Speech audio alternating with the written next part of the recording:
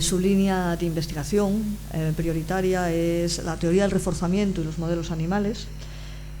Hizo la tesis en el Reino Unido con Derek Blackman, y luego estuvo haciendo una estancia postdoctoral en el Instituto de Abuso de Drogas de Estados Unidos, que depende del gobierno americano.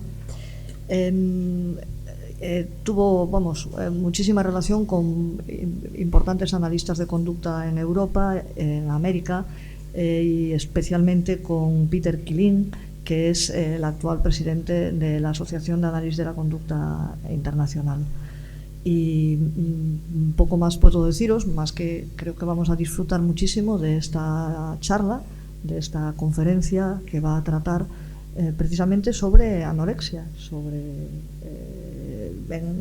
siguiendo estudios con animales, pero para que veáis, aquellos que trabajamos en la aplicada, sus repercusiones indudables en el ámbito clínico.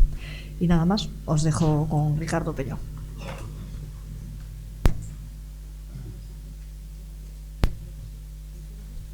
Sí, está bien, se oye bien. Perfecto. Pues buenos días.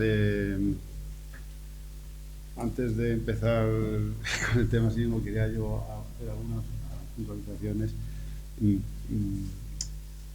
Curiosamente, primero quiero agradecer la invitación, por supuesto, a partir de esta conferencia a SABEC, al presidente SABEC, a la Junta Directiva de SABEC, a la organizadora. Para mí es un gusto. Es la primera vez que acudo a este congreso. Hemos enviado trabajos, pero yo personalmente es la primera vez que vengo, con lo cual para mí... ¿Perdón?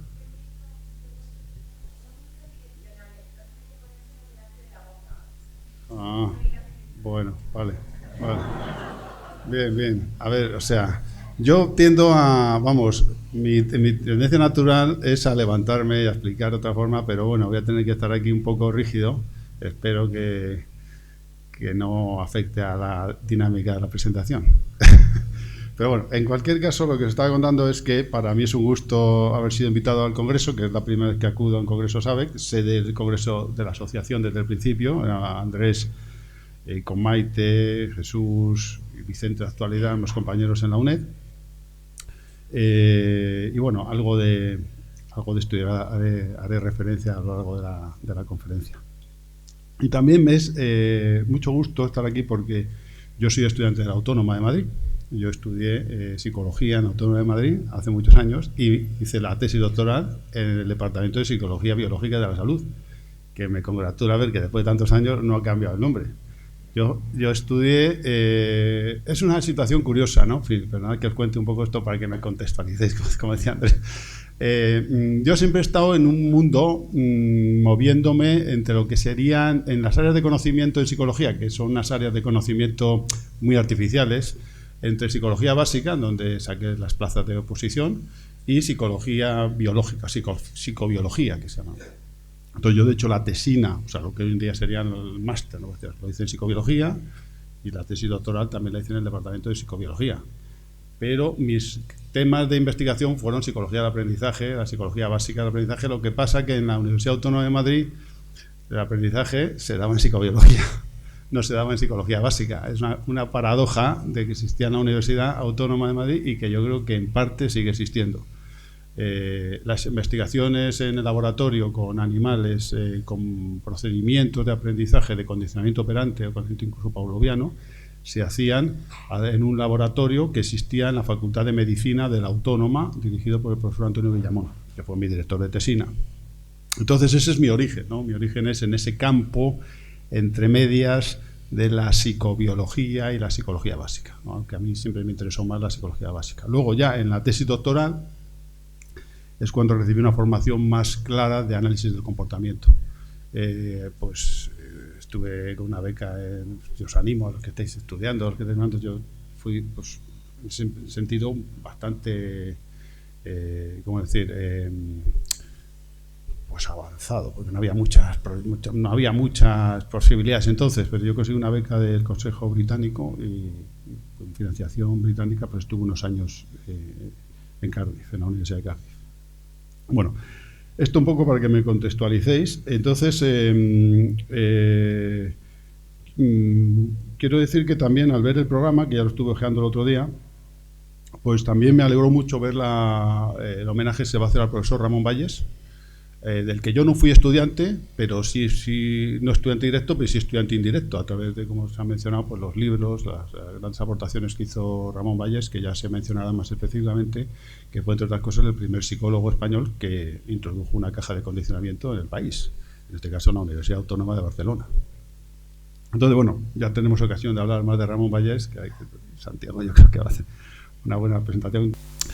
Y luego la última que quiero decir como presentación es que también me ha agradado mucho ver este cartel tan interesante, que la primera vez que lo conocí, que vi el cartel, me pareció muy bonito. O sea, un cartel raro al principio, porque parece así raro, son unos pisos con diferentes animales puestos en diferentes pisos, pero bueno, quizá llevándolo a mi terreno y que ya enlaza con la conferencia que voy a daros hoy, es el mundo de la psicología comparada, de la psicología evolucionista, que está a la base mucho del análisis del comportamiento. Bueno, o el análisis del comportamiento que yo enfoco, conductas se aprenden más fácilmente que otras o se seleccionan más fácilmente que otras. Y en parte, pues cosas de esas también os voy a contar. Bien, pues una vez dicho eso, pues paso a la conferencia que, como veis, tiene este título. Bueno, las transparencias las he puesto en inglés. Me pidió María Jesús que entregase el resumen en inglés y en español, y digo, bueno, pues hago las transparencias en inglés y la presentación en español. Entonces, bueno, yo creo que se seguirán bien. Entonces, además, por ejemplo, para el título es más interesante que esté en inglés. ¿Por qué? Porque en realidad este título está muy inspirado, yo diría hasta demasiado inspirado, en un título clásico de un artículo que pasó un poco desconocido, o sea, en un capítulo de un libro relativamente desconocido, pero que es muy interesante y que a mí me ha dado en estos últimos años un pie para reanalizar teóricamente los fenómenos de los que voy a hablar. Este se llama, el capítulo en su origen se llamaba Induction and the Provenance of Operants, o sea, es decir, cómo el origen de la conducta operante está en un fenómeno básico que se llama la inducción. Cómo no se pueden surgir las conductas de la nada, surgen de un cierto background filogenético que existe. Entonces es el fenómeno de la inducción. Entonces yo, copiando un poco eso, dije, bueno, voy a ponerlo en el campo en el que yo os voy a presentar, que es un fenómeno de la anorexia. En este caso sería Induction and the Provenance of Activity-Based Anorexia, que es un poco, lo que quiero decir es cómo son las condiciones, o sea, lo que tengo que hablaros a través de experimentos de laboratorio, cómo son las condiciones que dan lugar a del fenómeno de la actividad, que es el modelo animal de anorexia nerviosa. Y os voy a describir un poco lo que es el modelo, por si no estáis familiarizados con el modelo, y algunas de las investigaciones que hemos hecho fundamentalmente nosotros en el laboratorio. Entonces, las características fundamentales del modelo de anorexia basada en actividad son dos. Son que, fruto de la exposición a un procedimiento que luego os voy a contar, se produce una reducción en el peso corporal y en la ingesta de comida y un incremento en la actividad. O sea, hay tanto una reducción de peso y en parte de ingesta de ejercicio. Son unos patrones que normalmente en las personas, en nosotros, se refuerzan socialmente. Se refuerzan socialmente por cánones de belleza, patrones saludables de vida, en fin, una serie de características que hacen que la sociedad, sobre todo occidental, refuerce combinar estas dos cuestiones, ponerse a dieta y hacer ejercicio. Entonces, estas son las características fundamentales del fenómeno. Es un fenómeno muy básico, muy sencillo, para la gente que estamos acostumbrados a trabajar en laboratorio con experimentos con animales, es un procedimiento súper sencillo, entonces, pero yo creo que un gran impacto y una gran repercusión, que lo pretendo comentaros aquí. Ahí sé que hay personas pues, como Héctor, por ejemplo, y Maite, que habéis trabajado con el modelo, en fin, o sea que estáis familiarizados, pero bueno, espero que también os dé un poco de aporte de mis reflexiones de por dónde creo que es interesante trabajar aquí y porque este modelo, digámoslo así, es siendo sencillo, permite bastantes variaciones procedimentales que permiten la investigación de los mecanismos que pueden estar implicados en este fenómeno que tiene que ver con la anorexia humana en el sentido de que es un modelo animal, ahora ya os digo que lo voy a contar con más detalle, es un modelo animal que reproduce los síntomas de la anorexia y se piensa que además reproduce los mecanismos que están implicados. Ya sabéis que, por ejemplo, para que los modelos animales sean válidos, tienen que tener validez de apariencia, o sea, que decir que se parezcan los síntomas, que tengan validez de mecanismos, es decir, que tengan mecanismos, por ejemplo, estructuras cerebrales, mecanismos comportamentales, que sean iguales, ¿no? Entonces, este modelo, la verdad que cumple bastante bien con los modelos de validez que se tienen para el trastorno de la anorexia. Entonces, el modelo en consiste es este modelo, que es muy sencillo. Es un modelo, bueno, aquí tengo, lo voy a señalar, o sea, simplemente se sitúa, nosotros utilizamos en el laboratorio, todos los experimentos que os voy a contar son con ratas de laboratorio. Normalmente las ratas de laboratorio son blancas, albinas, no siempre son estas, pero bueno, las más utilizadas son albinas. Y entonces estas ratas se les sitúa en unas jaulas en donde tienen a su disposición una rueda de actividad. Aquí no, bueno, en la siguiente diapositiva os lo enseñaré mejor, pero hay un espacio donde vive el animal y tiene al lado una rueda. Puede pasar, ¿no? Tiene acceso libre a esta rueda. Puede estar en la zona de la rueda, puede no estar en la zona de la rueda. En fin, el animal es libre de moverse entre esa libre, digámoslo, a ver si bueno, yo creo que todos entendemos en el contexto que estamos hablando lo que es la libertad, ¿no? Pero, en fin, libre, o sea, condicionado, en este espacio limitado, ¿no? Es una restricción. Entonces, a estos animales que tienen acceso a la rueda de actividad se les da de comer 1 hora al día. Entonces, este régimen de comida, que es comer una pequeña cantidad y tener acceso a la rueda de actividad, es lo que produce en estas ratas una pérdida de peso y un incremento en el ejercicio. Normalmente, para poder control, que es este de 1 hora al día, no tienen posibilidad de ejercitarse.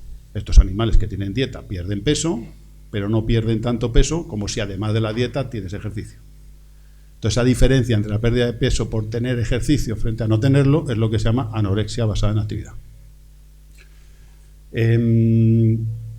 Hay otros grupos de control, algunos quizá os comente después, pero vamos, el grupo de control básico es este, o sea, en donde lo que es clave para desarrollar el fenómeno es la combinación de dieta y ejercicio. No es solo dieta ni es solo ejercicio, es la combinación de las dos cosas.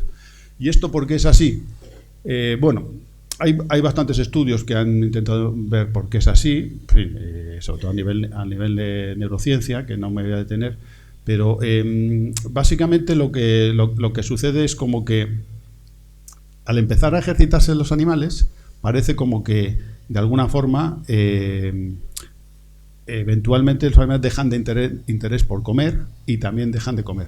No es una cosa que nosotros hayamos encontrado frecuentemente en el laboratorio, pero para que se caracterice como síndrome de anorexia debería ser parecido a aumentar el ejercicio y disminuir la actividad. Y parece que aumentar el ejercicio y disminuir la ingesta de comida, que es lo que parece que sucede en los pacientes que sufren anorexia.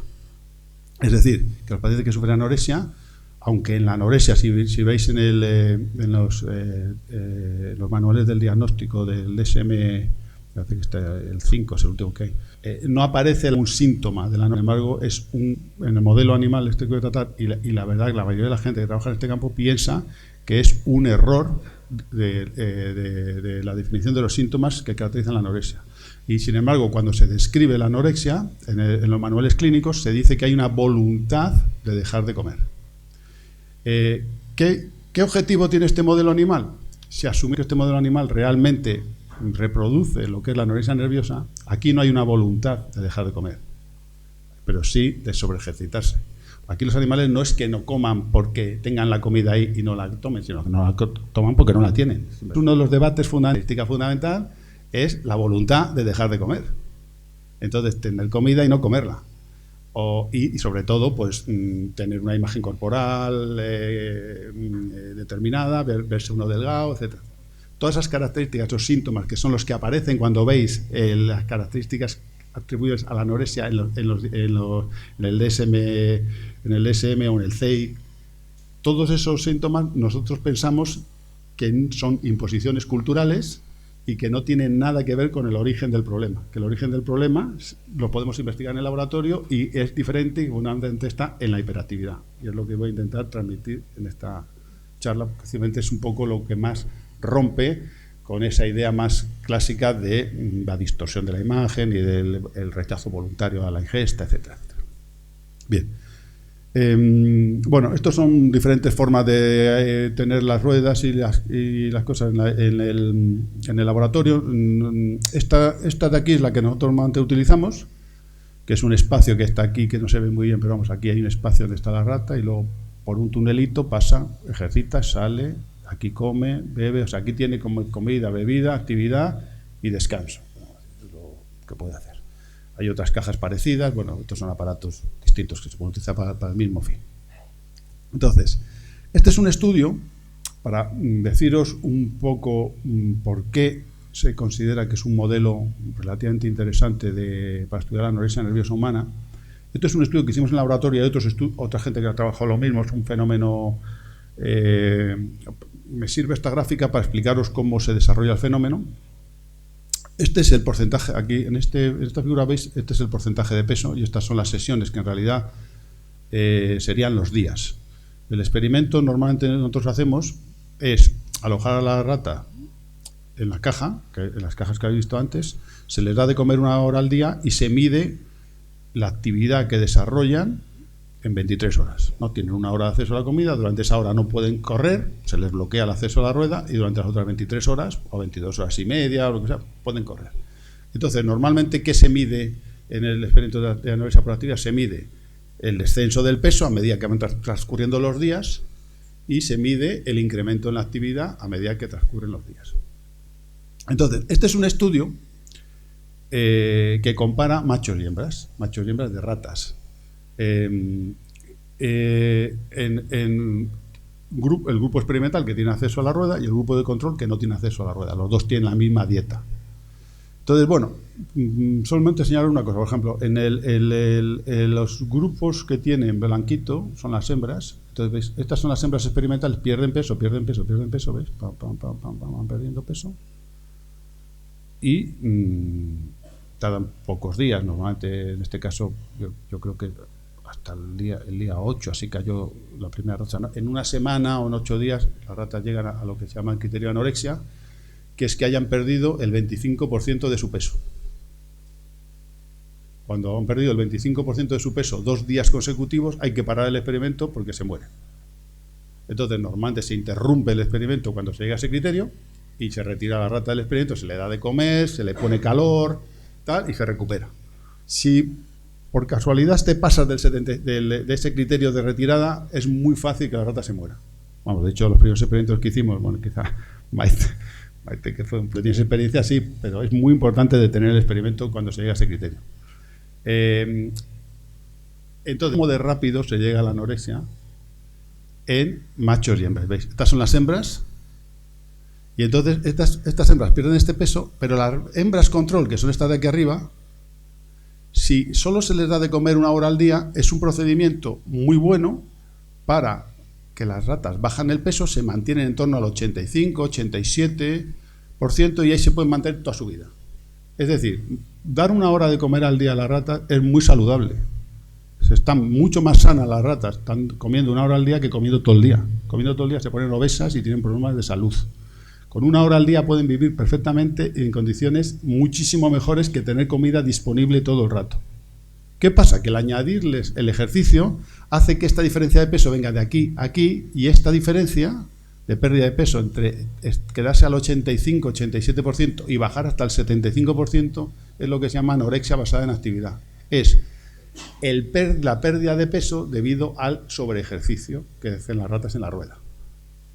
Entonces, lo que se ve aquí es que las hembras son estas y cuando haces un grupo semejante de machos es este de aquí. O sea, los machos también adquieren anorexia, pero tardan mucho más en desarrollarlo. Estos machos y estas hembras son ratas adolescentes, muy jóvenes. Si haces este experimento con ratas adultas, tardan mucho más en desarrollar o son resistentes al desarrollo de anorexia. Esta es una de las características fundamentales que hacen que este modelo tenga validez. Es decir, es sexodimórfico y es dependiente de la edad. La población que tiene más riesgo de desarrollar anorexia basada en actividad son las hembras jóvenes, que concuerda un poco con la prevalencia de anorexia en la población humana.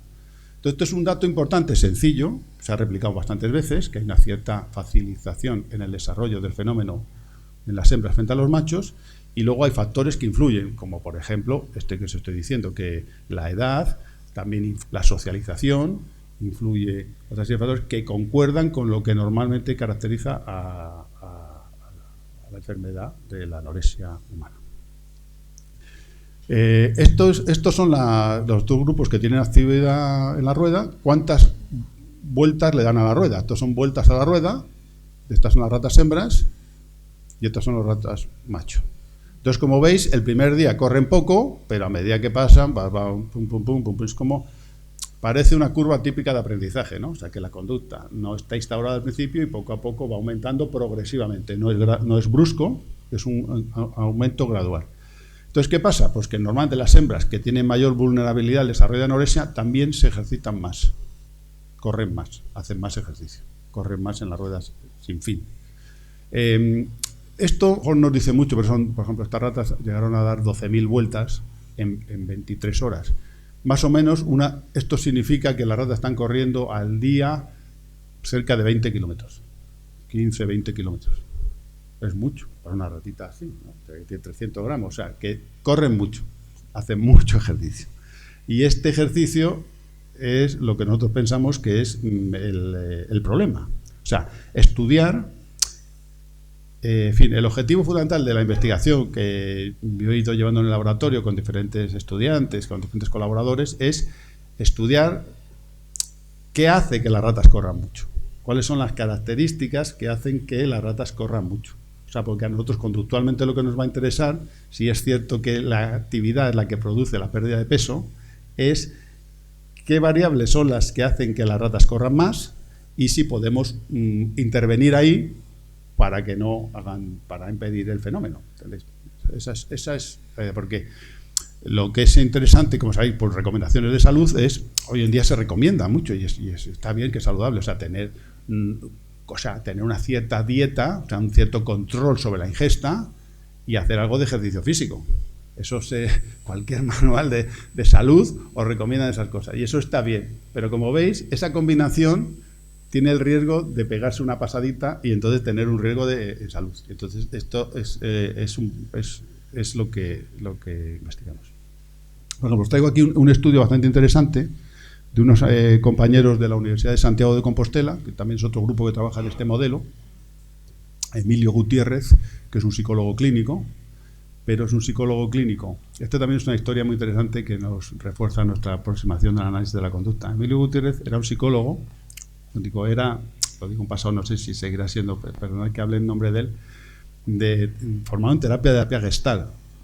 Y de repente pues él trabajaba en problemas de trastorno de alimentación, fundamentalmente sus temas son trastorno de alimentación, y de repente pues descubrió este fenómeno de la actividad basada en la anorexia y se pasó a hacer trabajos con experimentos con animales. Un psicólogo de terapia familiar, terapia gestal, yo creo que es el único caso que conozco en el mundo, pero bueno, que está bien, que hay gente que de repente ve un poco la luz, ¿no? Ahí ¿no?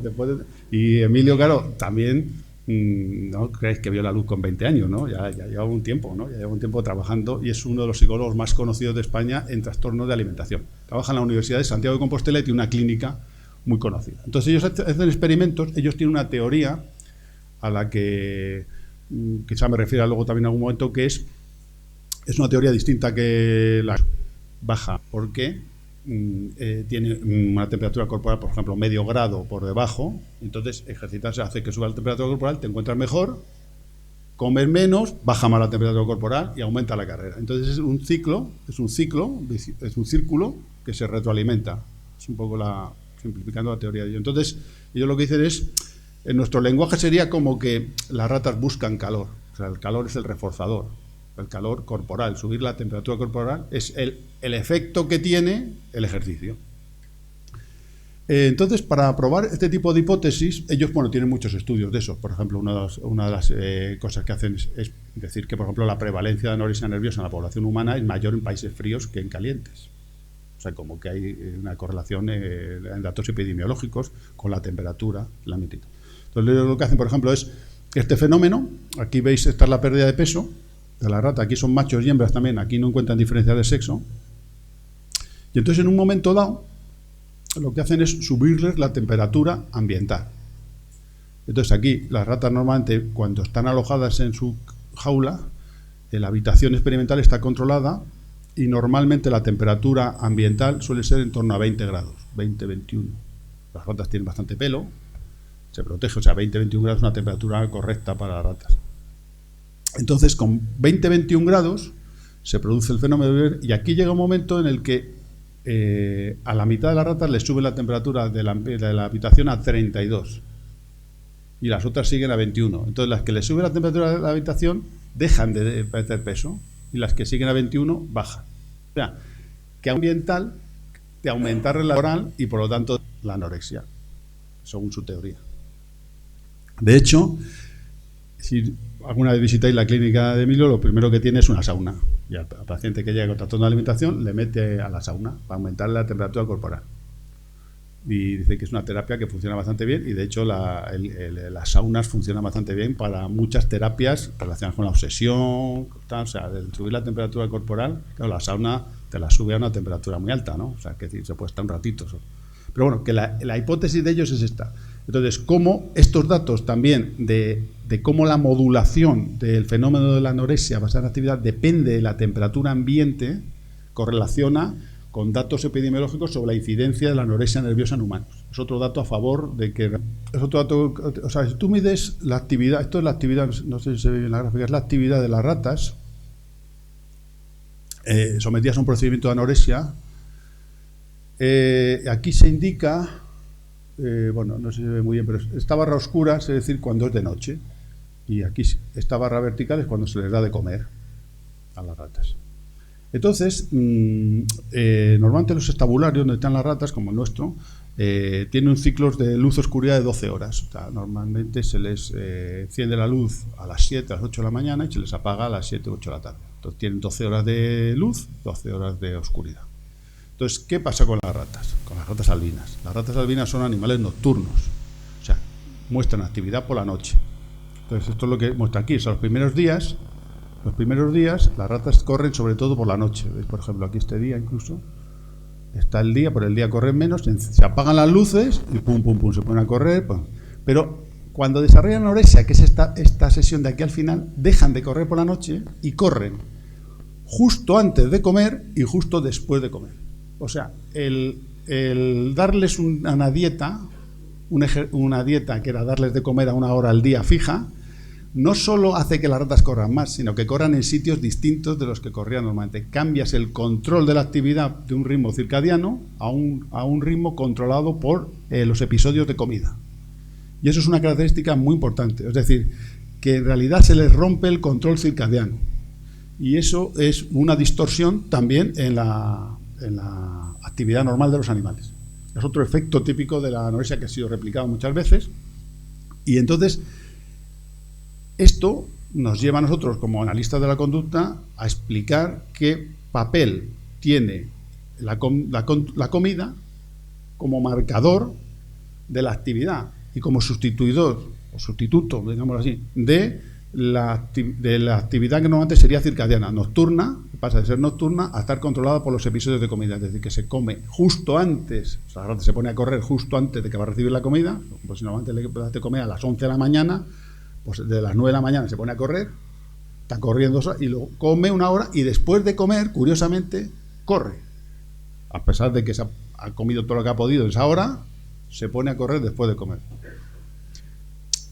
Esto que os digo ahora no es análisis de la conducta, es más por especulación, es como si fuese una forma de gastar energía una vez que se la ha comido. Las ratas no pueden vomitar, no tienen el mecanismo de volver. Muchos pacientes anoréxicos comen y después vomitan, ¿no? Eliminan la rata, no, es una forma de gastar lo que se han comido.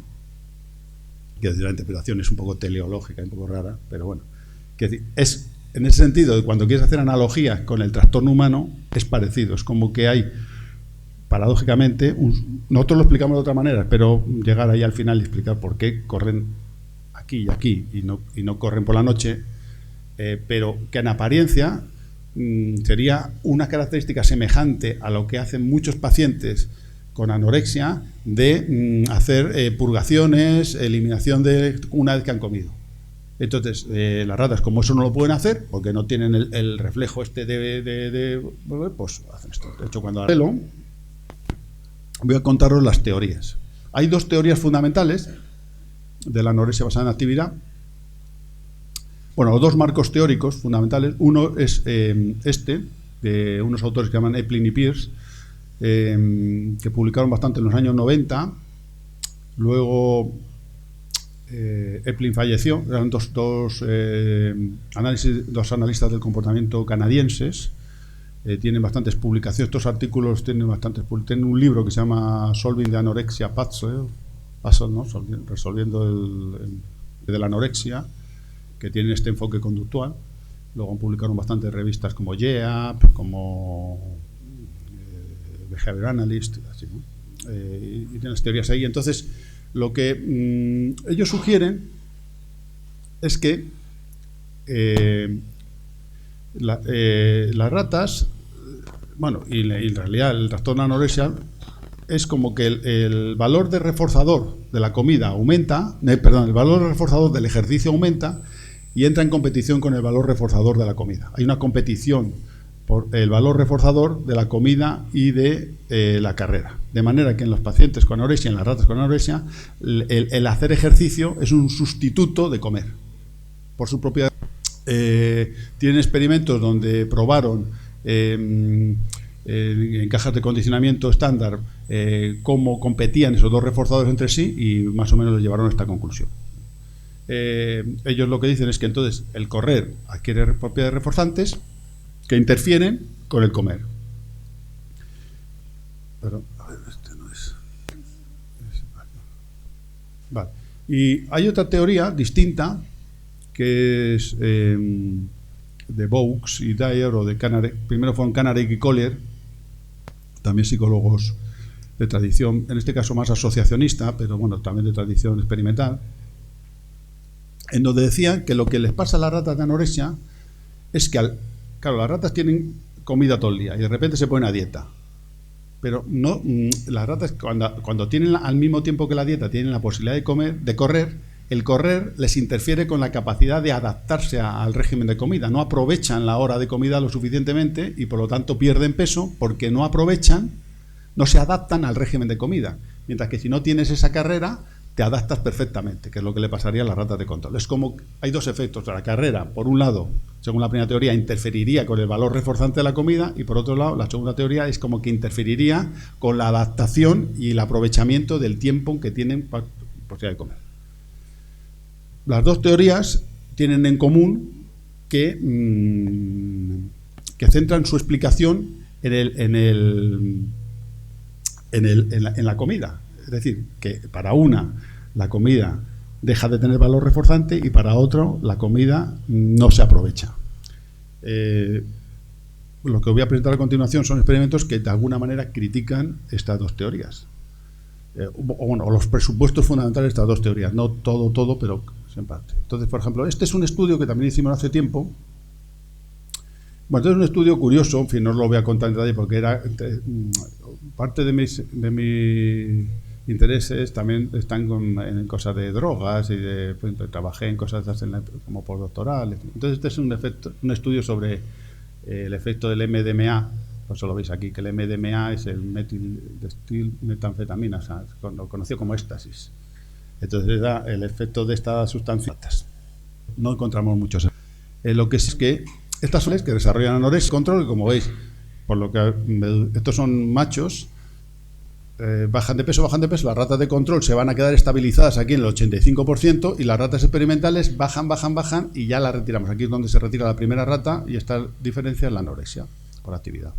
Entonces, este efecto de anorexia se desarrolla, en este caso con ratas con droga y sin droga, ¿lo veis? Y se desarrolla a pesar de que comen lo mismo las ratas experimentales que las de control. Esto es la ingesta de comida en los gramos en los días donde desarrollaban anorexia. Como veis, no hay diferencias en los cuatro grupos. Es decir, que se desarrolla anorexia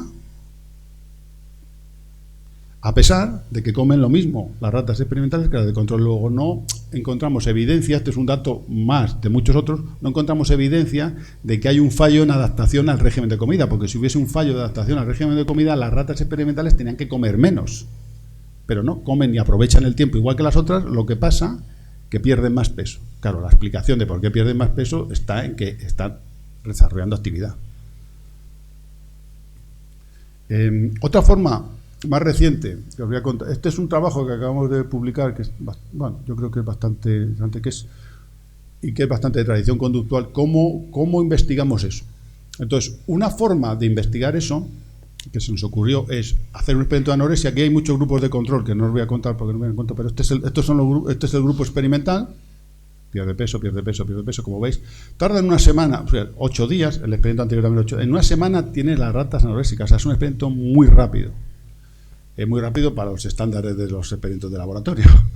Es un fenómeno muy rápido. Entonces aquí veis la diferencia entre los grupos experimentales y el control. O sea, esta diferencia, este último día, es la actividad basada en anorexia, la anorexia basada en actividad. Y entonces, ¿qué hicimos en este experimento? En este experimento lo que hicimos es que, al mismo tiempo que las ratas hacían el procedimiento de anorexia, tenían una sesión experimental en las cajas de Skinner, donde medíamos la motivación por la comida. Las ratas tenían en las cajas de condicionamiento, bueno, las ratas recibían la comida 1 hora al día, es una comida estándar show, de esa que llaman, o sea, de pienso, y entonces hicimos unas bolitas de comida, unos pellets que se utilizan como reforzador de pienso de comida, y los administramos como reforzador en un programa de razón progresiva. Los programas de razón progresiva, no sé si estáis muy familiarizados, pero os lo tengo que contar. El programa de razón progresiva es una forma en el laboratorio de evaluar la motivación por el reforzador. Es una de las formas. El programa de razón progresiva consiste en lo siguiente. Consiste en que tú metes a la rata, o al animal que sea, en la caja de condicionamiento, y en este caso eran las ratas que tienen que presionar una palanca para conseguir comida. Entonces, la primera comida, con una presión de palanca es suficiente. Para la siguiente bolita de comida necesitaría 2 presiones de palanca. Para la siguiente 4, 8, 16, 32, 64... Vas aumentando el requisito de la razón, por eso se llama programa de razón progresiva, y mides el momento en el que la rata se para. Ya dice, ya no más. Si le pides 1000 respuestas, lo mismo dice la rata, bueno, pues hasta aquí, ¿no? Aquí ya no respondo más. ¿Cómo no responde más? Pues tú mides que haya un tiempo, a lo mejor me parece que en nuestro caso eran 15 minutos sin responder. Entonces, si deja de responder, entendemos que ese es el punto que se llama de ruptura, en inglés llaman breaking point, que es el punto en el cual la rata deja de responder en un programa de razón cuando el coste de respuesta es muy alto. Entonces se sabe que las ratas presionan más la palanca cuanto más hambre tengan, cuanto más valor de incentivo tenga el reforzador, en fin, hay variables motivacionales que influyen en cómo, hasta dónde llegan las ratas presionando la palanca. Entonces, la idea de este experimento es comparar la motivación que tienen por la comida estas ratas que están desarrollando anorexia con las ratas de control. Entonces, si la comida está perdiendo valor como reforzador, que es lo que decía Epling y Peirce, o no se adaptan al régimen de comida, estas ratas deberían mostrar un menor, o sea, responder antes, porque la motivación está reducida. Y nosotros lo que hemos encontrado es esto. Bueno, esta gráfica me ha salido así. Bueno, hemos encontrado que las ratas de anorexia, que son estas rojillas, el punto de breaking point, el número de pellets o de bolitas de comida que obtienen es más alto todavía incluso que las ratas de control, que son estas amarillas. Bueno, no hay diferencias estadísticamente significativas, pero bueno, lo que no hay claramente es una disminución en las respuestas en un programa de razón progresiva en las ratas de anorexia frente a las ratas de control. Luego, para nosotros es un dato a favor de que estas ratas tienen hambre. Tienen hambre y tienen motivación por la comida, pero pierden peso. Entonces, esto parece que también concuerda, vamos, me perdonéis a mí este salto, que yo no soy psicólogo clínico ni he trabajado, pero en fin, a raíz de esto veis así que parece que las pacientes con anorexia no es que no tengan hambre, y parece que se reporta que sueñan con comida. O sea, estas ratas sueñan con comida. O sea, realmente la comida les es muy motivante, pero pierden peso. Entonces, es otro rasgo a favor.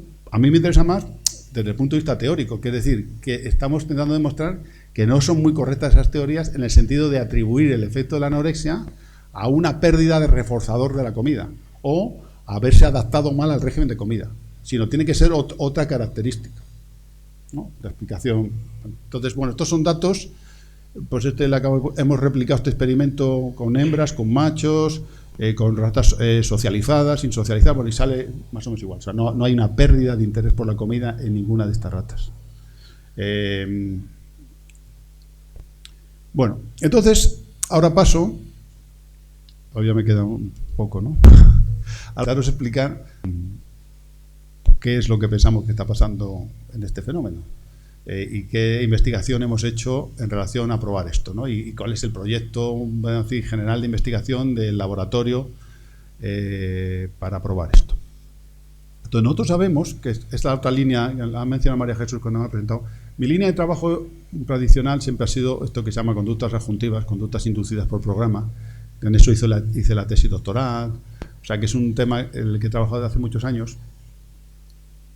Y entonces, pues yo pensé que este fenómeno de la anorexia por basada en actividad no es tan distinto del fenómeno que nosotros habíamos investigado en el laboratorio de las conductas inducidas por programa. Por eso de ahí el título de la charla, Induction and the Provenance. Entonces, existen las conductas adjuntivas, sí, obviamente, pero para repladas o colas. Porque se pensaba que eran conductas que ocurrían en los programas de reforzamiento cuando el reforzador es escaso, cuando se da de forma intermitente, que es como ocurre normalmente en los reforzadores, y entonces eran conductas como de relleno. O sea, normalmente en los experimentos clásicos de condicionamiento se miraba, por ejemplo, la paloma que pica la tecla y solo miras el picado de la tecla, o la rata que presiona la palanca, solo pues pero rápidamente empezaron a darse cuenta los investigadores de que si tú observabas al animal, hacía otras cosas. No solo picaba la tecla o no solo presionaba la palanca, sino que hacía otras cosas, lo que pasa es que no se registraban.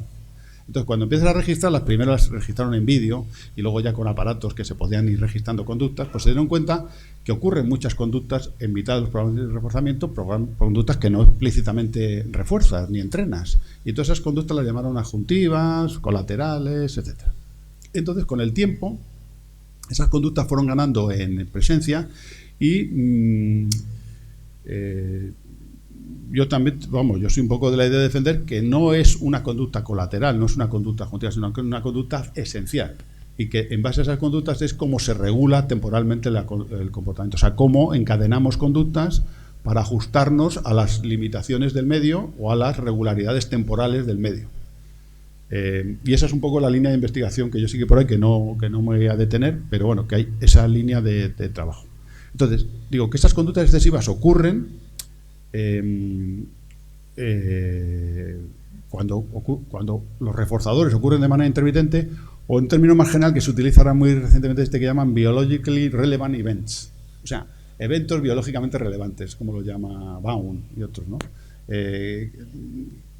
Tradicionalmente lo que hemos llamado reforzadores, pero como Baum y otros piensan que el reforzador no existe, pues por eso hablan de biologically relevant events, porque los reforzadores no refuerzan ni fortalecen nada. Entonces, bueno, esa discusión igual la tenemos algún día de estos del Congreso entre los molaristas y los molecularistas y tal, pero en fin, esa es una discusión. Pero bueno, son biologically relevant events, que son los reforzadores, inducen conductas. Entonces, por ejemplo, nosotros en el laboratorio normalmente damos comida, esta es una rata vista desde cenital en la caja de Skinner, está comiendo y luego como esta comida ocurre, por ejemplo, cada X tiempo, pues cada minuto, cada 2 minutos o cada 30 segundos, entonces en los intervalos entre comida y comida la rata va y desarrolla una serie de conductas en esos intervalos. La más típica que nosotros hemos estudiado es la bebida. La rata va y bebe, ahí detrás hay una botella de agua acoplada y la rata bebe, pero la rata ni tiene que beber para comer, tiene sed, tampoco se le pide que reciba la comida, no hay ninguna contingencia entre esa conducta y beber, pero es una conducta muy excesiva, persistente y que las ratas beben mucho. Es más, se ha visto que a veces las ratas beben y pierden comida, o sea que es una conducta que gana fuerza y este modelo animal de conductas excesivas, pues la gente la ha tomado como modelos de compulsión, como modelos de conducta exagerada, en fin, la literatura tiene una parte de modelo animal de trastornos de conductas así repetitivas y básicamente compulsivas, o también impulsivas desde alguno, pero bueno, esa es una línea. Entonces, ese fenómeno se llama polidipsia inducida por programa o bebida inducida por programa. Y lo que nosotros hemos hecho también en el laboratorio recientemente es que si en lugar de ponerles una botella de agua le pones una rueda de actividad, las ratas corren mucho. También corren en un programa intermitente de reforzamiento con comida. Normalmente, este es un experimento de Valeria Gutiérrez, que va a presentar ahora. Bueno, este es un trabajo que hemos publicado este año, pero que es de la tesis doctoral de Valeria, donde se ve, este es el intervalo entre comidas. Esto es como, aquí hay una comida y aquí hay otra comida. Es un intervalo, en este caso, de 30 segundos. Y este es un intervalo igual de 60 segundos. Entonces, ¿qué hace la rata? La rata está aquí, recoge la comida. Se come el pellet, la bolita de comida que le ha caído, y empieza a beber. Esta es la conducta de bebida, deja de beber. Luego se pone a correr. Corre, corre, corre, corre. Y finalmente lo que hace es entrar al comedero o presionar la palanca. O sea, aquí esta rata tiene posibilidad de beber, de correr y de presionar la palanca, y hace las tres cosas en este orden. ¿Entendéis? Entonces, esto es lo que normalmente ocurre. O sea, ocurren patrones de conducta secuenciales dentro de los programas intermitentes de reforzamiento. Este es un programa de 30 segundos, este es un programa de 60 segundos, que el primero bebe, luego corre, luego presiona la palanca. Obviamente estas son gráficas que salen así bonitas porque son medias de muchos ensayos y de varios sujetos. Por eso te salen así. Si fuesen de un solo sujeto, no puede hacer las dos cosas a la vez, claro. O está haciendo una, está haciendo otra, y entonces esas más bruscas, las gráficas, claro. Esto al ser promedios, pues ya mezclas, pero se ve los patrones de conducta de estas tres. Y esto es lo que nos llevó a pensar de que posiblemente hay una analogía entre estos experimentos de conductas inducidas por programa y el fenómeno de la anorexia basada en actividad que os he contado antes. Por ejemplo, en el caso de la anorexia basada en actividad, los animales están restringidos de comida, es decir, les damos de comer 1 hora al día. Tienen acceso permanente a una rueda de actividad. Y los animales no están privados de carrera, o sea, no están privados de movimiento. ¿Qué pasa con las conductas adjuntivas? Que es, en las conductas adjuntivas los animales tienen restricción de comida, tienen acceso permanente a una botella con agua, no están privados de bebida y no tienen que beber para comer. O sea, entonces hay una cierta analogía cuando haces una descripción de los fenómenos entre uno y otro. Entonces, parte de la investigación que hemos hecho es ver hasta qué punto podemos aplicar un análisis teórico a la carrera en el fenómeno de la anorexia basada en actividad basado en nuestro conocimiento de lo que sabemos de las conductas adjuntivas. Entonces, por ponernos un ejemplo también de un trabajo reciente, estas son ratas que les sometes primero a un experimento de bebida inducida por programa y después de anorexia. Y entonces, cuando tienen experiencia previa en esto que llamamos SIPS, que es Schedule Induced Polydipsia, desarrollan anorexia más rápida que si no tienen esa experiencia. Es como que hay una facilitación de un fenómeno sobre el otro. Igual al revés, si tienen primero experiencia en anorexia, desarrollan más rápida la conducta adjuntiva. O sea que hay una interacción facilitadora entre los dos fenómenos. Y luego un estudio que, bueno, este que os comentaba, que era que es parecido a lo que decía antes, o sea, cómo realmente las ratas terminan corriendo después de comer y antes de comer. O sea, hay una carrera anticipatoria y una carrera post comida que se parece a lo que son típicamente las conductas inducidas por programa. Es decir, que las conductas inducidas por programa ocurren en anticipación al reforzador o post reforzador, ¿no? Las ratas normalmente beben post comida y entran al comedero pre-comida. Entonces, estas conductas, que son como de interim y terminales, se parecen, esta distribución de dejar de correr por la noche y correr post y pre, las haría análogas también a las conductas adjuntivas. O sea, es otro dato pues a favor. Y luego también hemos hecho pues, este estudio es interesante para saber, pues claro, ¿qué idea hay aquí? La idea que hay aquí es la siguiente, que es un poco la idea que yo tengo de las conductas adjuntivas. Las conductas adjuntivas, aunque parezcan, y las conductas inducidas por programa, aunque parezcan que no tienen relación con el reforzador, al final lo tienen con el reforzador. Entonces, ¿qué pasa? Nosotros lo que pensamos es como que hay un reforzamiento accidental, si queréis supersticioso, lo que se llamó la superstición en su momento. No es tan supersticioso en el sentido de que no es tan arbitrario, pero ocurren conductas y ocurren conductas próximas en el tiempo. Ocurre una conducta, que en este caso sería correr, y ocurre otra conducta que es comer, derivada de la administración del reforzador de comida. Entonces, el que ocurran esas dos conductas próximas las hace susceptibles de contingencia. O sea, nosotros colocamos un trabajo de la noción de que eventos ocurran contiguos sin necesidad de causalidad.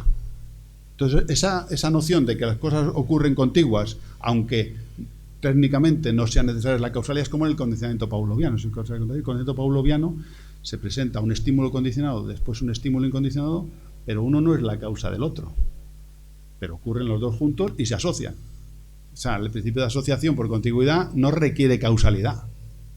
Entonces es lo mismo, aplicado un poco al condicionamiento operante en este caso, que es explicar por qué dos cosas que ocurren próximas en el tiempo puede atribuírsele, llamémosle, causalidad sin haberla, que es la base de la superstición.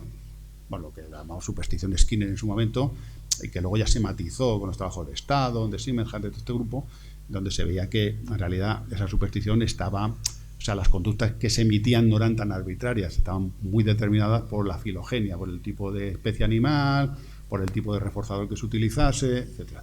Entonces, en este caso pensamos que es lo mismo. Entonces, ¿qué es lo que sucede? Lo que pensamos que sucede. Que al ocurrir la comida de forma intermitente, se dan las condiciones para que entre esos episodios de comida se produzca inducción de actividad, la que sea. Una de ellas es la carrera, que es lo que estamos midiendo. Puede haber otras conductas que se induzcan, pero nosotros estamos viendo la carrera. Entonces, se induce conducta que al tener la rueda se hace excesiva, y entonces el mecanismo que nosotros añadimos ahí es el reforzamiento. Que nosotros pensamos que accidentalmente esa carrera está siendo reforzada por la ocurrencia de la comida. Por eso empiezan a correr en anticipación a la comida, como si fuese una conducta que se transforma de una localización en otro momento del tiempo a una localización precomida, porque existe este fortalecimiento de la comida, de la carrera, por la ocurrencia de la comida. Ese es el mecanismo de reforzamiento que nosotros pensamos. Y explicamos entonces en ese sentido la carrera anticipatoria. ¿Y por qué se induce carrera y no otra cosa? Porque en situaciones de escasez de comida, los animales se desplazan para buscar comida. Entonces, en el laboratorio lo que está es reproduciendo una conducta natural de un animal que no tiene comida y que va a buscarla, que es desplazarse. En este caso, la única forma semejante a desplazarse es correr por la rueda, es lo único que pueden hacer. Entonces se desplazan, ese desplazamiento se induce y se refuerza. Esa es un poco la teoría. Entonces, para probar ese reforzamiento, por ejemplo, hicimos algún experimento como este, que todavía no hemos publicado, en el que les dejábamos correr a las ratas no las 23 horas, sino una serie de horas antes de la comida. Por ejemplo, imaginaos que las ratas comen a las, 4 de la tarde. Entonces, unas ratas podían correr de 2 a 4, otras ratas podían correr de 12 a 2 y otras de 10 a 12, todas en el ciclo diurno. Entonces, lo que vemos es que las ratas que corren más son las que pueden correr más cerca de la comida. Cuanto más se aleja la posibilidad de correr de la administración de comida, corren menos. Tienen el mismo tiempo de exposición a la rueda, la misma dieta, pero lo que este experimento separa es cuál es el intervalo temporal entre la terminación de una conducta y la ocurrencia de otra. O sea, cuál es el intervalo temporal entre correr y comer. Y entonces, con estas ratas rojas de aquí, cuando ese intervalo es más pequeño que estas azules, corren menos, corren como la mitad. Teniendo la misma posibilidad de correr, 2 horas para correr, pero corren menos. O sea, que hay algo de verdad, pues nosotros, en esta especie de reforzamiento de la carrera por la comida. Y para probar eso, yo traigo aquí unos experimentos clásicos que hizo Maite en su momento. Maite Gutiérrez, que todos le conocéis, hizo la tesis doctoral en la UNED. Y entonces hizo unos experimentos muy interesantes que algunos todavía tenemos pendientes de publicar. Bueno, entonces voy a contar uno que hizo Maite, que yo creo que es crítico para esta suposición teórica, o sea, para esta teoría. La teoría, el experimento parte de la siguiente idea, y es que se sabe que una de las variables que determinan la conducta subjuntiva es el intervalo, la duración del intervalo entre comidas, que es lo mismo que pasa con la conducta operante. Si la frecuencia de reforzamiento es baja, la tasa de respuestas es baja. Si la frecuencia de reforzamiento es alta, la frecuencia de respuestas es alta. Es una relación lineal normalmente entre frecuencia de respuestas y frecuencia de reforzamiento. Eso es lo que se ve normalmente en estudios con programas simples de reforzamiento, pero también en programas concurrentes, en programas como la ley de igualación y como otros fenómenos típicos del aprendizaje. Entonces se ve que esta función, que es esta, que es lineal más o menos, con frecuencia de reforzamiento bajas, altas, la tasa de conducta es alta.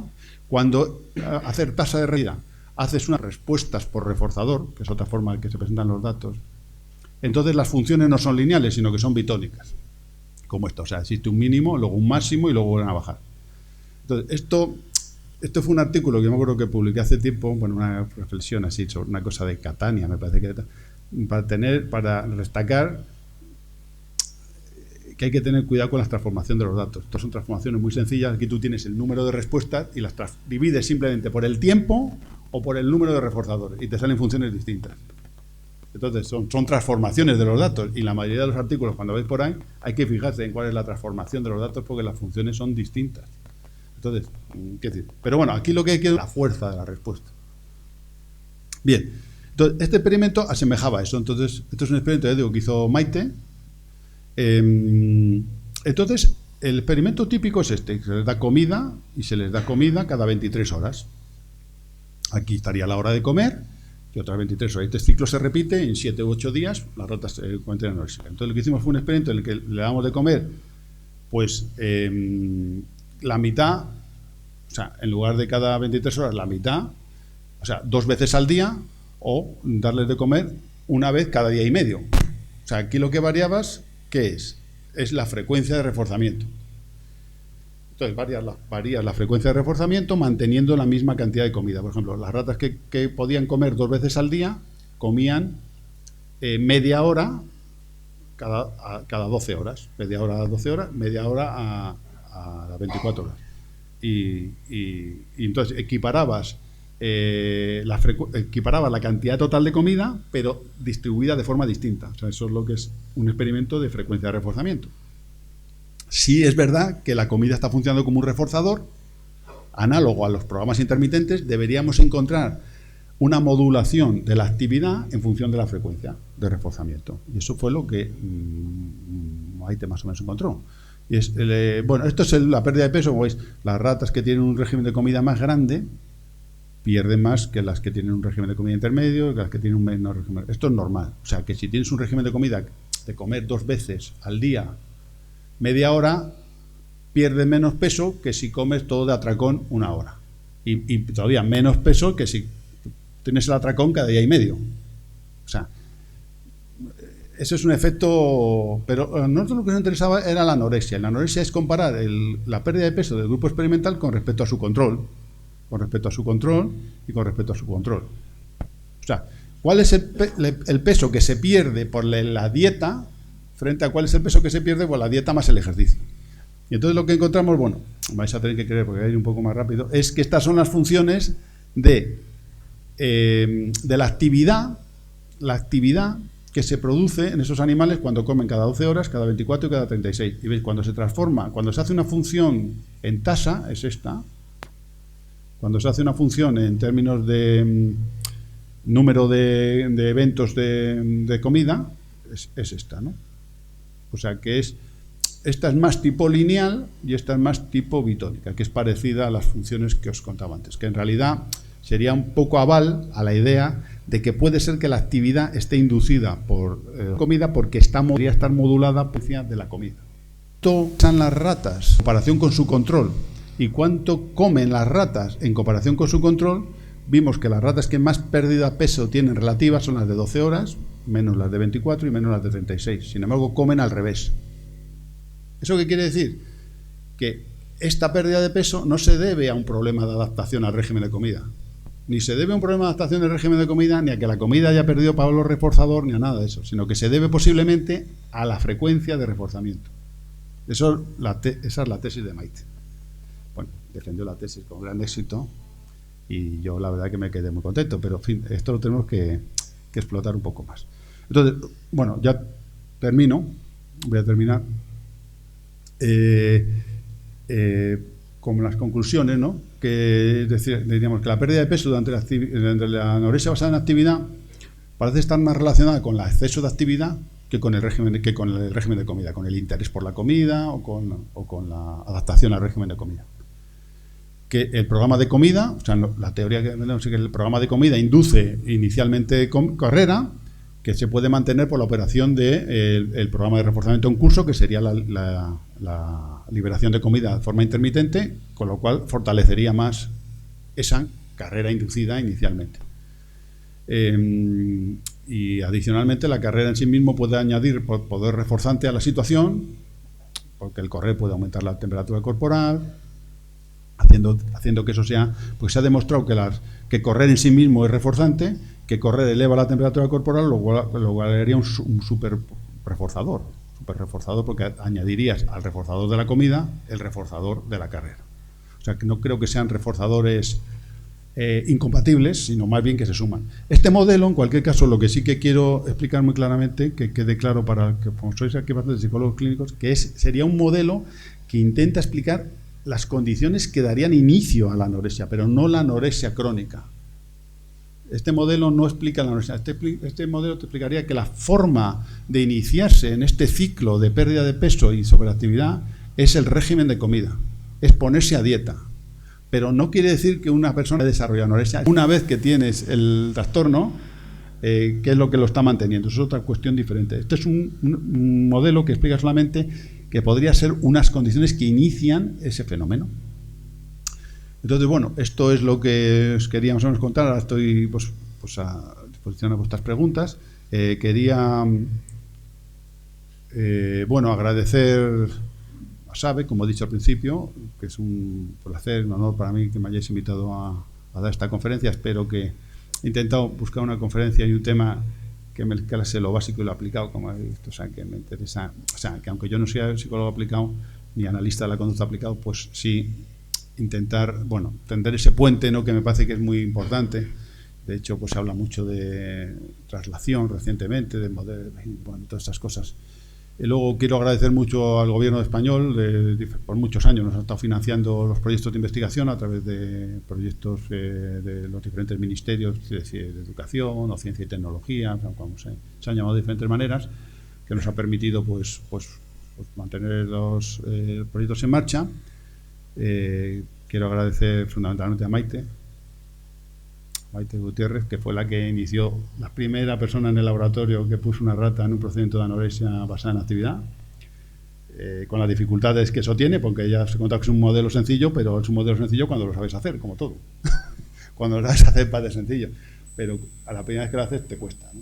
Entonces quiero agradecer especialmente a Maite la inspiración de este tema de trabajo que hemos continuado durante años, y también os quiero mostrar, pues, este es el grupo de investigación. Bueno, este es del año pasado una foto, algunas personas continúan, otras no.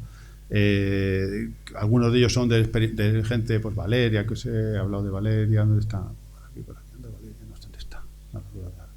Bueno, aquí está Valeria, Pedro, que también ha hecho experimentos, a Sergio Ramos, que lo conocéis, que estuvo el año pasado en el laboratorio. No trabajó en este modelo, pero trabajó en el laboratorio. Bueno, este es el grupo que muy bien, la verdad que muy contento del grupo de investigación que tenemos y nada, y encantado de atender vuestras respuestas, o si queréis cualquier duda, aquí os dejo mi correo electrónico por si alguno tenéis interés que os mande algún material, cualquier cosa, pues muchas gracias.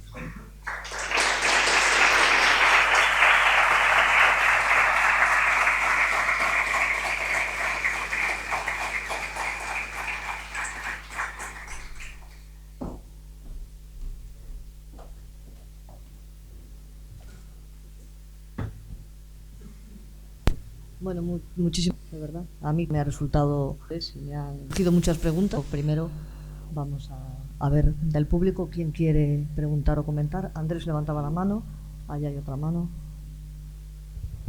Gracias. Ricardo, enhorabuena por tu presentación, muy clara, muy completa. Mi duda es, bueno, no estoy muy familiarizado con la investigación en este tema y claro, todo lo que has presentado es con la misma especie, normalmente trabajamos con una especie y tal, pero a nivel de literatura científica en general, ¿hay estudios sobre este fenómeno con otras especies? ¿Se ha hecho con otras especies o solo se ha trabajado con ratas? Sí, es interesante esa pregunta. Yo, de lo que conozco, se ha trabajado cotidianas, ¿no? Son ratas que tienen visión. También, que yo sepa, se ha hecho con ratones, pero fuera de roedores no conozco. Se lo he apagado ahora. por un lado, por darle mayor validez Sí. al fenómeno y tal, y después porque se me ocurre que con según qué especie puede haber peculiaridades que interaccionen con el procedimiento. Estas especies, a lo mejor hámster, que son capaces de aguantar mucho tiempo sin comida, o especies que lo que hacen es que acumulan comida, no sé, que Sí. puede haber un fenómeno de especie que module el fenómeno, y mi curiosidad era si dentro de la literatura en general se había abordado o simplemente es un fenómeno que se abordará en el futuro. Pues mira, no, es interesante también esto que dices porque, por ejemplo, en las ratas se ha estudiado este fenómeno con la rueda de actividad. Pero si tú les pones a las ratas una cinta continua, no corren en una cinta continua. Entonces, ¿qué tiene de especial la rueda de actividad? Pues no lo sé, pero realmente las ratas no corren en otras superficies. O no corren tanto, digámoslo así. Entonces, ¿qué pasa? Pues que yo creo que a la mayoría de la gente que trabaja en este fenómeno, a mí me ha interesado, bueno, ya digo que lo he contado un poco el origen, porque cuando empezó Maite a trabajar en laboratorio hace unos años, y luego hemos continuado, me ha interesado más desde el punto de vista teórico, por su analogía con las conductas intensivas del programa, y a la gente yo creo que en general le interesa como tomarlo como modelo animal de trastorno. Por lo tanto, yo creo que no he detectado que haya un interés por ahí en hacer una psicología comparada o un análisis de la conducta comparado, porque yo creo que tomas los que les interesa como modelo animal, ¿tenemos el modelo animal? ¡Pum! Ya, este es el modelo animal, y ¿para qué no vamos a preguntar más cosas? ¿Entiendes? Quiero decirte, yo no sé qué desarrollo puede tener y qué posibilidades tiene de que... O sea, y estoy convencido, hoy no ha salido. Porque es lo mismo que te digo, o sea, yo creo que es una variación tan sencilla como poner otro tipo de superficie donde los animales y ya no te sale. Entonces, yo no me lo he preguntado. No sé si alguien se lo preguntará, pero qué decir, ¿por qué la rueda y no lo otro? Porque, no sé, es una pregunta que... No, pero gracias.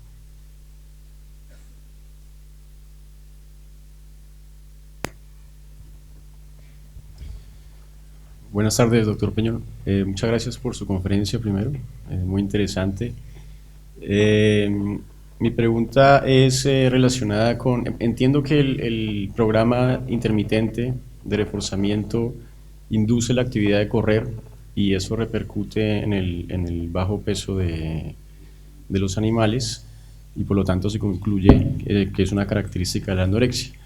La manera de explicarlo eso, o la pregunta, digamos, de por qué corre la rata en la rueda, se responde, creo, como lo entendí, a partir de la contigüidad temporal del reforzador con la actividad y digamos que si la actividad está muy contigua en el tiempo del reforzador, entonces por eso la rata corre en la rueda. La pregunta es si ustedes no han contemplado en sus investigaciones la contigüidad espacial, además de la contigüidad temporal.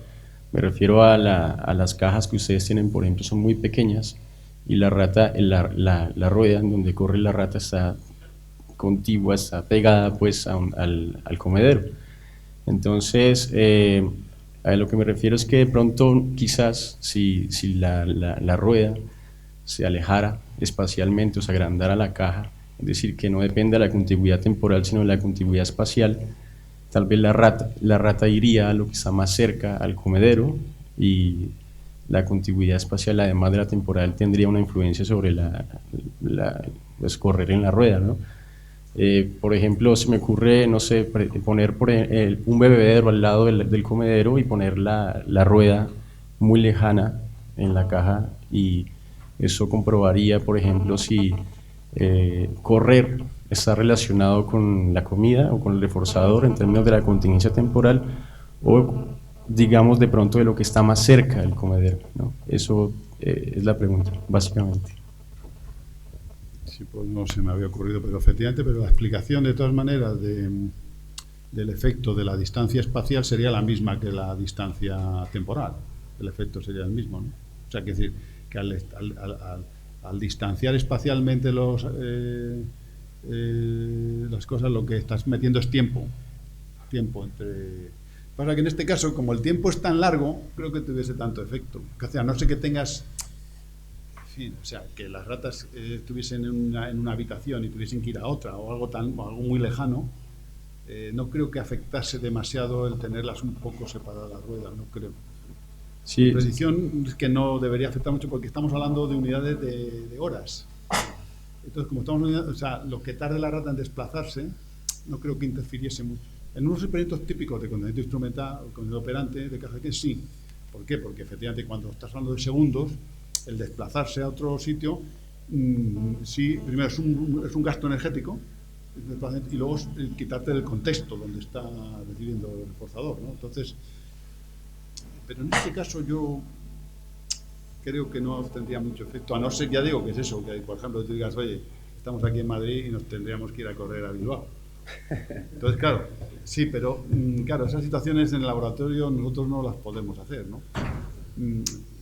Como hablamos de contigüidad, en términos, pero de horas, claro, que ese es quizá teóricamente lo más complicado, ¿no? ¿Cómo podemos extenderlo tanto tiempo? Pero bueno, se hizo con las aversiones al sabor y con otro tipo de procedimientos de condicionamiento que se sabe que se puede extender por horas.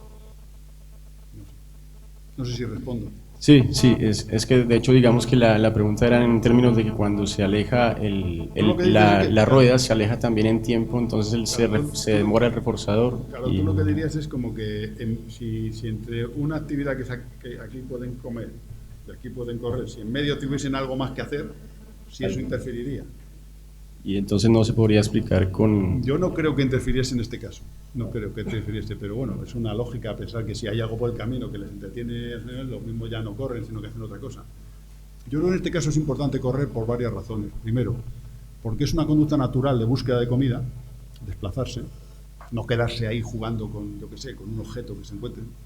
Y luego, segundo, porque correr, en principio, es, o sea, hacer ejercicio, también los seres humanos, movernos, es una actividad reforzante. Entonces, aprovechas esa capacidad de reforzante porque las ratas, claro, en una caja cuadradilla pequeña, no es que estén constreñidas en el sentido de que estén atadas, pero se pueden mover poco. Entonces, el movimiento, el ejercicio, es un buen reforzador. Entonces, eso se ha demostrado, que hay bastantes investigadores que trabajan con la carrera como reforzador.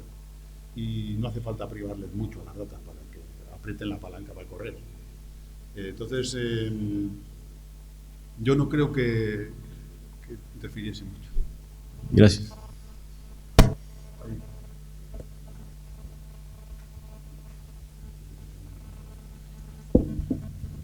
Buenos días. Bueno, muchísimas gracias por la charla. Me ha parecido muy interesante.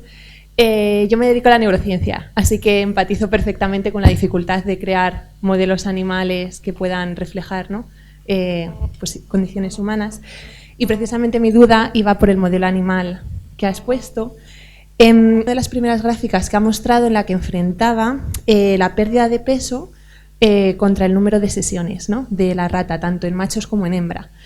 Y allí se observaba una diferencia sexodimórfica, pues las hembras entraban en anorexia antes que los machos, y ha mencionado que servía para validar el modelo esta diferencia sexodimórfica a los mismos factores en la rata y en la especie humana, y en caso de que no, si entonces nos sirve para validar este modelo o no.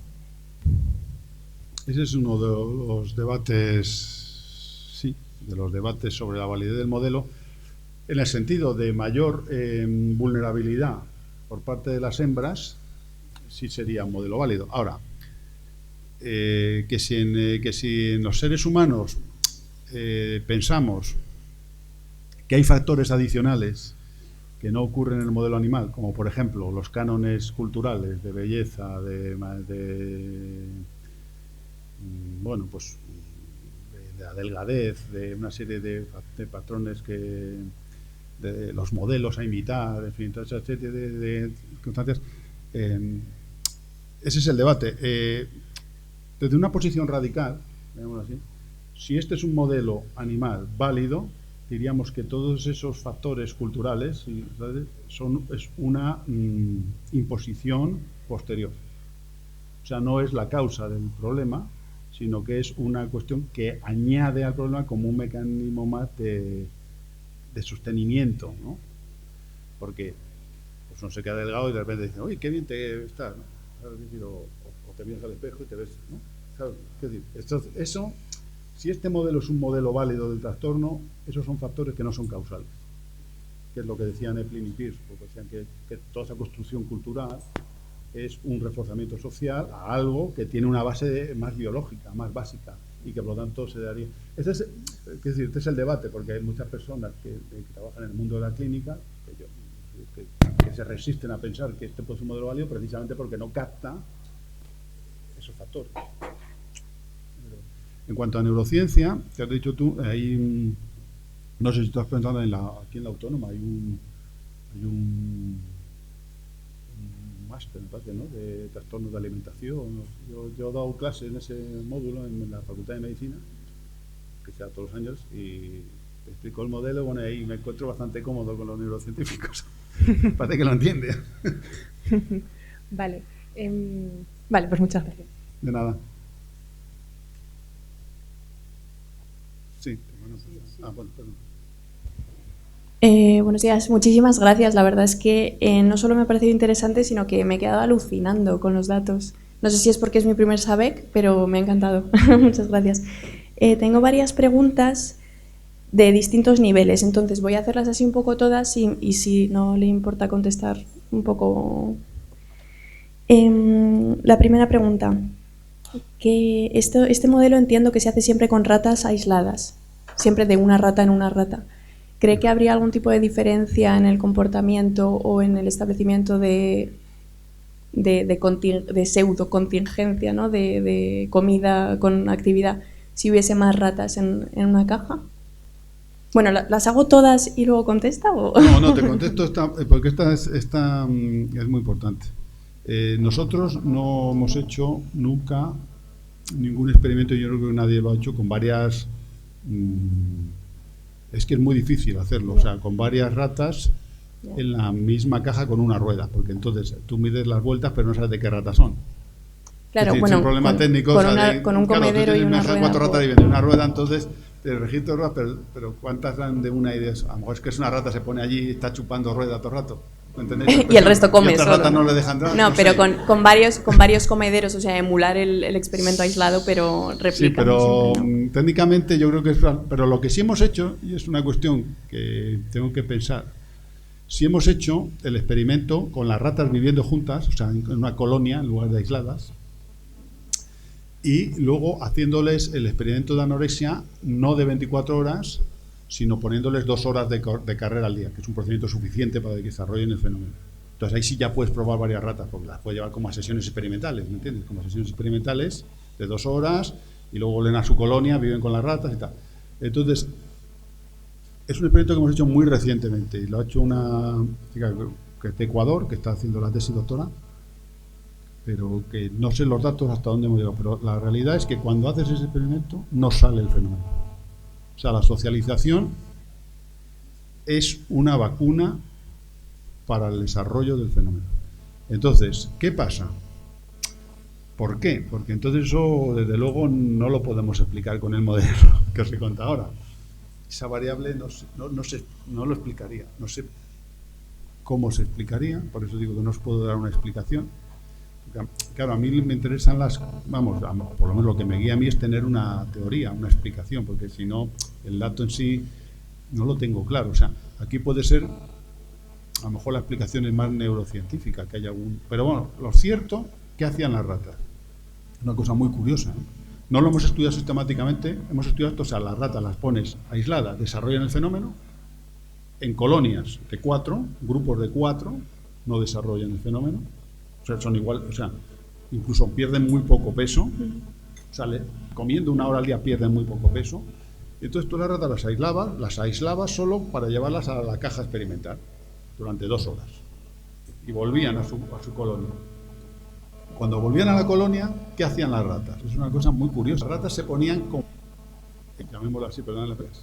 Y es verdad, comunican, tienen estos ultrasonidos, o no son ultrasonidos, ¿cómo se llaman? No, pero emiten y se ponían a comunicarse inmediatamente y a jugar entre ellas. Venían de superactividad, o sea, de estar corriendo y corriendo, y tenían una hiperactividad, y se ponían a jugar entre ellas y a emitir esos sonidos que en otros momentos del día no lo hemos visual, o sea, que no existe. Pero hay algo ahí en la comunicación entre los animales cuando viven en grupo que les previene de esto y que no sé qué función tiene esa comunicación, o sea, no tengo ni idea. Nosotros pensamos estudiar, porque es precisamente la tesis doctoral que va a desarrollar esta que se llama Arantxa Cisneros, pero bueno, no sé si va a continuar, en fin, pero en fin, y nosotros queríamos investigar, es lo que te puedo decir de momento. Muchas gracias, también muy interesante la respuesta. Igual es también un modelo de inducción de hipercomunicación por la actividad, ¿no? O sea, al final todo se termina induciendo. A mí me sorprendió. Y es que, ¿sabes lo que pasa? Que es una cosa interesante para los que, si queréis trabajar algunos con animales, esto es que ahora mismo hay una regulación bastante estricta sobre protocolos de bioética con los animales. Entonces, ahora mismo los protocolos de investigación eran diferentes hasta hace pocos años, bueno, realmente hasta este año, y ahora nos recomiendan que las ratas vivan en grupo, que las ratas tengan juguetes en las cajas y que tengan superficies más grandes. Entonces, de hecho, hemos tenido que cambiar todo en el laboratorio para tener cajas más grandes. Menos mal que nos lo ha pagado el rectorado de la universidad, porque si no, no había forma de pagar esas cajas. Son carísimas las cajas así grandes, donde las ratas se mueven, les pones tunelitos y les pones de todo para que jueguen. O sea, tener un ambiente enriquecido.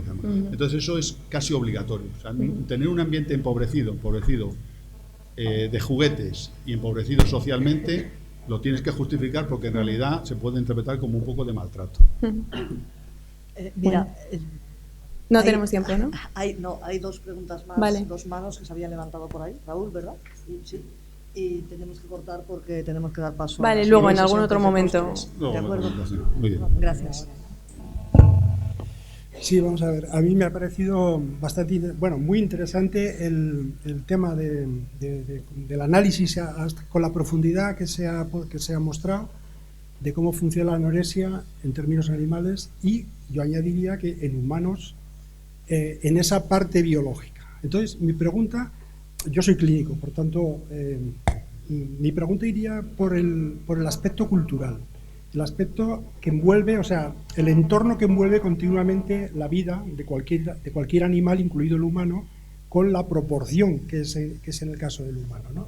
Entonces mi pregunta sería si conoces algún estudio, alguna investigación que una bajo mi punto de vista con el sentido de que hay, cultural por año está envolviéndonos de tal manera que hay miles, por no decir 10 miles, de estímulos que inducen, por ejemplo, al modelo perfecto de cuerpo, etcétera, etcétera, que decíamos antes cultural, y que puede llevar al inicio precisamente, o sea, al inicio de lo que llamamos anorexia. Subrayo la palabra puesto que anorexia la tenemos siempre asociada al ser humano, ¿no? ¿Hasta qué punto, si existe algún estudio y la importancia que bajo mi punto de vista tiene para tanto iniciarla como para luego, dijéramos, tratar de reintroducir a la persona en su estado normal de peso, etcétera? Pues no, lo desconozco. Esto, lo que sucede es que, vamos a ver, el término anorexia, si yo no recuerdo mal, significa falta de apetito, ¿no? Porque anorexia es un término de origen griego, ¿no? Es falta de apetito. Entonces, lo que está claro es que este modelo de anorexia no es de anorexia en ese sentido, no hay falta de apetito, o sea, hay una hiperactividad. Y lo que básicamente reclama la gente que trabaja en este campo y algunos clínicos, pues se comentaba Emilio Gutiérrez, es como que hay una mala descripción del trastorno en los manuales diagnósticos, porque se hace más énfasis en la falta de apetito y en el rechazo voluntario a comer que en el ejercicio, cuando el ejercicio parece ser un factor crítico y determinante de esto. Entonces, claro, puede ser que lo que no te puedo responder con conocimiento. Más bien mi intuición es como que estos factores culturales que dices tú lo que te ayudan sentarían la ocasión para ponerte a dieta. Y en el momento que te pones a dieta, y así se inicia este ciclo del que yo estoy hablando, pero no tanto como que sean los factores determinantes del sobreejercicio, sino a lo mejor son las disposiciones para que uno diga, bueno, pues me voy a poner un poco gordo o porque no sé qué. Sí, pero eso nosotros somos probablemente consecuencia de nuestra propia biografía, ¿no? En el sentido de que ¿qué puede, en la historia de las personas que padecen o han padecido este tipo de trastorno, casi siempre se dan unos factores comunes, como la importancia del cuerpo, la importancia de tienes que cuidarte, y a lo mejor años de estimulación y de castigo relacionado con la imagen corporal, pues no dejaría de ser como mínimo de disponer como mínimo una alta probabilidad del inicio. Otra cosa es que luego biológicamente, una vez que se entra en el proceso, etcétera, etcétera, ¿no? Pero sí que testigos y por etcétera. Entonces, por eso me preguntaba si existe alguien que esté asociando pues seguramente sí, yo pasa que no te puedo responder con... De acuerdo, de acuerdo. Por la última pregunta ya, porque no podemos quitarle Raúl. tiempo a los postres. Raúl. Bueno, muy rápido. ¿Qué te parece, anorexia? El modelo que tienes, pero con acceso ilimitado a la comida todo el tiempo. ¿Te acuerdas? Con acceso irrestricto a la comida. Sí, sí, hemos ¿te hecho. acuerdas? Sí. Skinner demostró que las ratas comen de 6 a 8 veces en periodos de 24 horas y más o menos comen la misma cantidad en cada periodo de tiempo. No se atracan de comida. Y eso está muy bien demostrado con los estudios clásicos de Skinner. Entonces me imaginé la interacción entre correr en la rueda de actividad y el acceso irrestricto a la comida, no cada 24 horas. Sí. ¿Qué opinas de esta idea? Mira, este experimento incluía un grupo de esos, que yo creo que es este. Este es un grupo que tiene acceso ilimitado a la comida, y no tiene ejercicio. Y como ves, se va poniendo gordo, ¿no? O sea, empieza en el 100% y termina en el 110%. O sea, que tener comida todo el rato te hace un poco obeso. Pero no hay rueda. No, el que tiene rueda es este.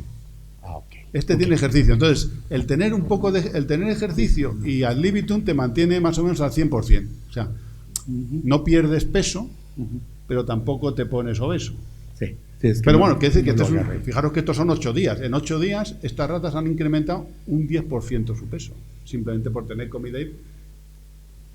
Y si tienes ejercicio, que eso está bien, sin dieta, pero no te hace perder peso. Sí. Te hace regular el peso, pero no te hace bajar el peso, o sea, como la dieta. Este es un grupo que tiene dieta sin ejercicio, y este es un grupo que tiene ejercicio, pero sin dieta. Sí, perdón, no había logrado agarrar bien. No lo he explicado. Sí. Un grupo que se suele utilizar de dieta, rueda, de tener actividad y ver qué hace la actividad sobre el peso. Sí, eso está bien tener un poco de actividad con el peso, para bajarla un poco. Sí, gracias. Bueno, pues muchísimas gracias a Ricardo. Yo me guardo mis preguntas, me quedo con las ganas. Y tenemos la sesión de póster ahora con el café, y a la 1 empieza la primera sesión de comunicaciones libres, ¿de acuerdo?